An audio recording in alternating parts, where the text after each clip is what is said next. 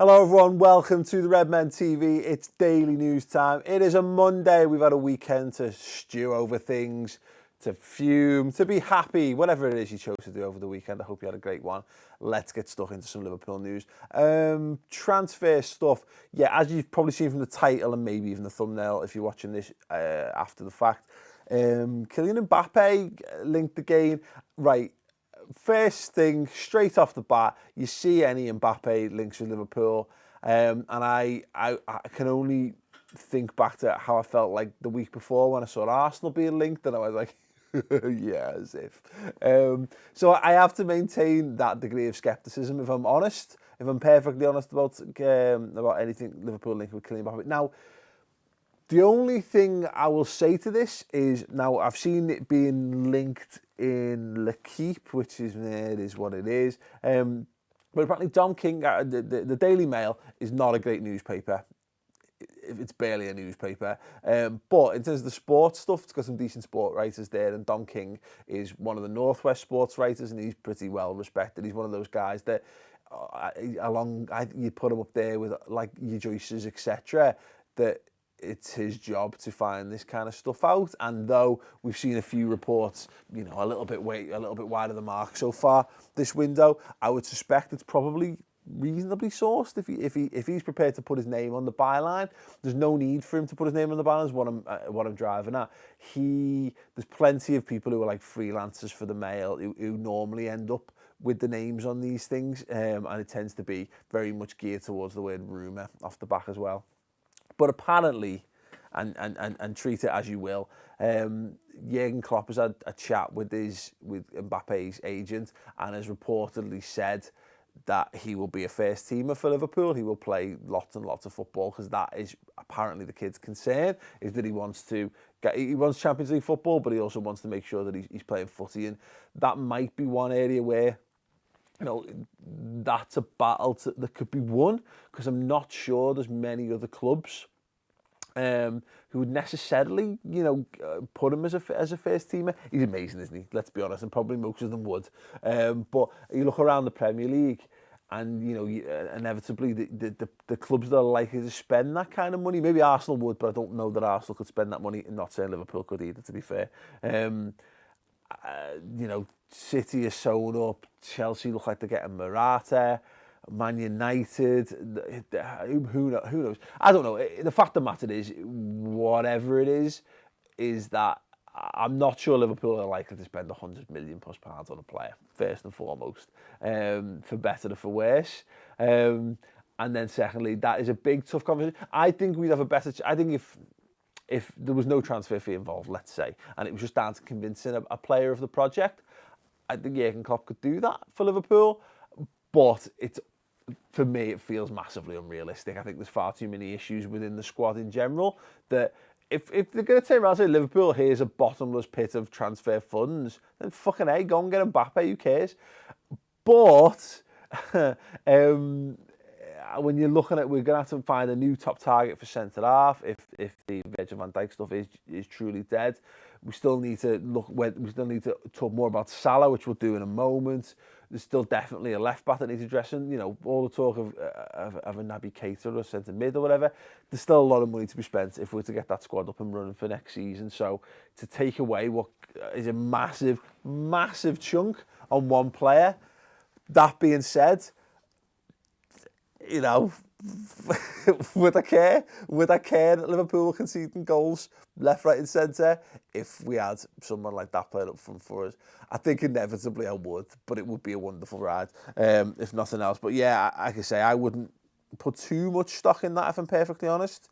But definitely one worth keeping an eye on, because if we start to see more established Northwest sports writers starting to put the name to it, maybe there's a little bit more to it. I don't know. But Salah, then, let's move on to him. I just want to talk a little bit about the development in that, apparently. So there's an Egyptian newspaper, Egyptian sports website, I apologise, Yalakora, claiming that Liverpool have upped their bid to 36 million. Now, I've seen it elsewhere that there's add-ons involved.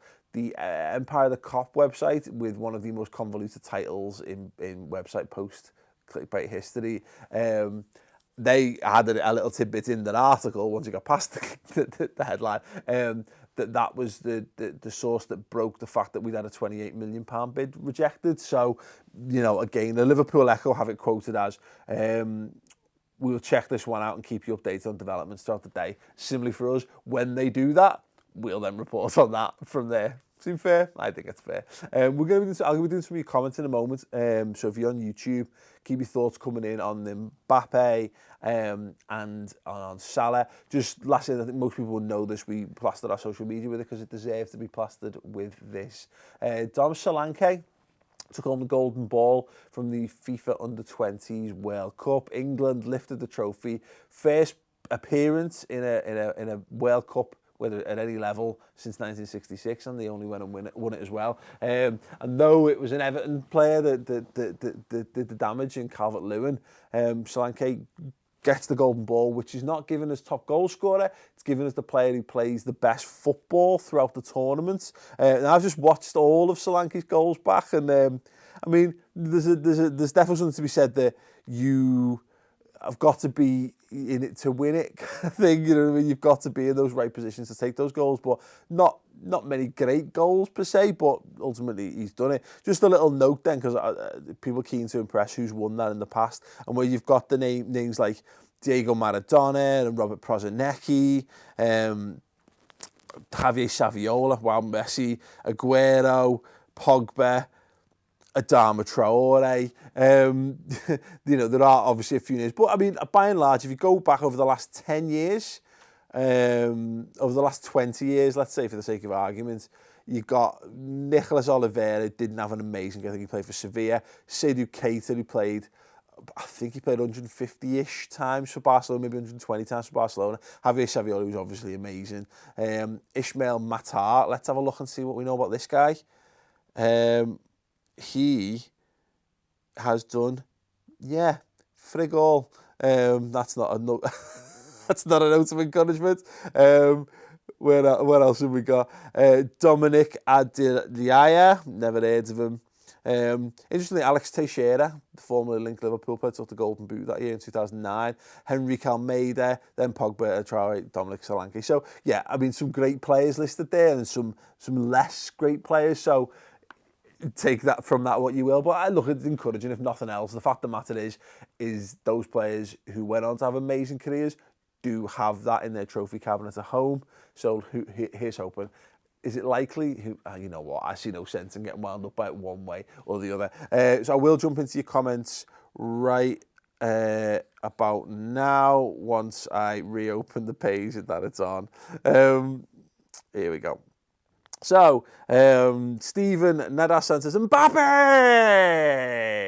LFC podcasting coach wants Payjack news. Again, one day, definitely not today, because he's on holiday. I mean, unless you bump into him and he's bladdered somewhere, and I mean, it's still real, possibly unlikely, who knows. People say I'm beat on Aubrey nudes. He's gone, mate. Again, you're more likely to bump into Aubrey bladdered stumbling around the place and convince him to get naked for you. Just saying, hang around Shoreditch on the weekends. I'm just saying, I'm just making connections. That's all I can say. Adam says, if you had to pick one signing, who would it be? Now, 2 weeks ago, it was Virgil van Dijk. At this point, I really don't know, mate. I'll be honest. I'm trying my best to not care about the financial side of things. So if Liverpool, if it was even remotely possible, I'd be all over Mbappe, because he's just boss, isn't he? He's dead exciting, he's dead fast, he loves scoring goals, really ambitious. It would send massive shockwaves around football for Liverpool to go and sign someone like that. So yeah, why not? Paul Sibley, still need VVD, which sounds like a sexually transmitted disease when you write it like that. Matty say, Emery Chan to Juventus. I need to have a little bit of a look into this, but who knows? Maybe not. Maybe he's going to sign a new contract, whatever. Leon Kong 7. Mbappe is a promising young talent. However, we have many other positions that need to be strengthened. Centre-back, DM, wingers, thoughts. Yeah, no, exactly. Completely agree on that. I think I said that earlier. It shouldn't be a priority for us, really. But, yeah, I think, you know, if we've got money to spend, just fucking spend it. I'm in the middle of reading Soccernomics at the minute, and there's very much a thing that if you want to be a top club, you have to spend big bucks. I don't know that the problem is, okay, here is ultimately the problem. Man United, Chelsea and City can afford to spend ludicrous sums of money because Man United have been the biggest club in the country for 20 years or whatever. You know, they were very astutely run financially. They are an absolute juggernaut in terms of being a business, in terms of bringing money in. So they can spend money because they're able to generate it. Chelsea have obviously got Abramovich, and similarly Man City with Sheikh Mansour, which means that what they've got the ability to do is they can come to a match and they could technically sell themselves a meat and potato pie and a cup of Coke for £200 million if they wanted to, and that's the way to get around all the financial implications and what have you. Liverpool don't quite have that, although Liverpool maybe should, because it's not like the owners are paupers or whatever. But you know, that's the problem Liverpool have is just in terms of the regenerating. And what I harp back to Aston Villa, this is terrifying, by the way. When they went out, and I think it might have been when Randy Lerner came in, but I don't know the timeline, right? So anyway, they went out and they bought Darren Bent for £24 million, and they bought a couple of players as well, and the owners went, there you go, we've spent a big load of money for you. And then they come to the end of the season, it was like, okay, where's that money again? They were like, again? What do you mean again? No, that's what you have to spend every season if you want to be competitive, and they basically pooed the pants and decided not to put any more money into that club. And that's the problem with that when you get into that world of we spend £100 million on players. You've got to be able, you've got to go all in, is what I'm saying, and you've got to commit to being that club for as long as you can sustain being that club. And if they can, they can. If they can't, they can't. Maybe some decisions need to be taken about the future of the club. But yeah, I think it's worth pointing out that while people are being linked with Mbappe, like no one's being linked absolutely concretely. No one's putting this bid in. Everyone seems to be testing the waters on this kind of thing, and we'll see. It strikes me as the kind of thing that Real Madrid would do, because Real Madrid don't give a fuck, do they? But it would be nice to see a club like Liverpool be a bit more brazen and do some stuff like that. Why not? Tresor Patemba, Solanke a year down the line maybe, but Liverpool are building smartly. Nevertheless, expect mistakes. The manager we have knows what he's doing. Yeah, the Solanke stuff is for £3 million or whatever it's going to turn out to be. Is just an absolute no-brainer piece of business there. You've got him, you've got Ojo and Ejaria, who are all part of the same international setup now. They're all coming up together, they're all training together, they're all playing together. And that bodes well, because what it means is you can plug that into the under-23s first off, and then maybe you say, there's your cup, there's a crux of your cup side.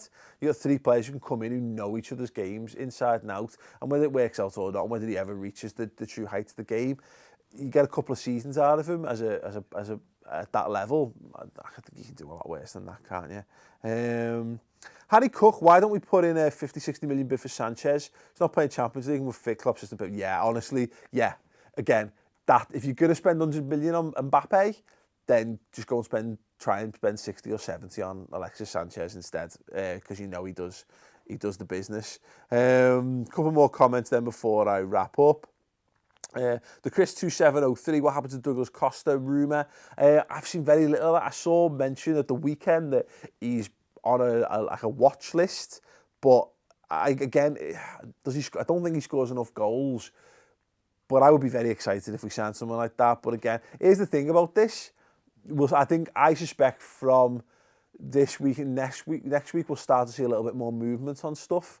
Again, not from any insider knowledge or anything like. I feel like we're starting to gear up now. You've got midway through the month. You've got a couple of weeks till the transfer window opens. Don't be shocked to see a little bit more movement as things progress. And when it does happen, we will be here to talk you through it. If you're watching this after the fact, click there to subscribe to the Redmen TV. There to subscribe to my channel. Those of you interested in a little bit of politics chat, obviously I did a bit of a thing about who I was voting for, but a little bit of a reaction to the general election. If you're still interested in talking about that stuff, it's there. My thoughts on what went down and what have you. If you like that kind of stuff, click it, watch it, subscribe, enjoy, and check back in tomorrow for more Liverpool news.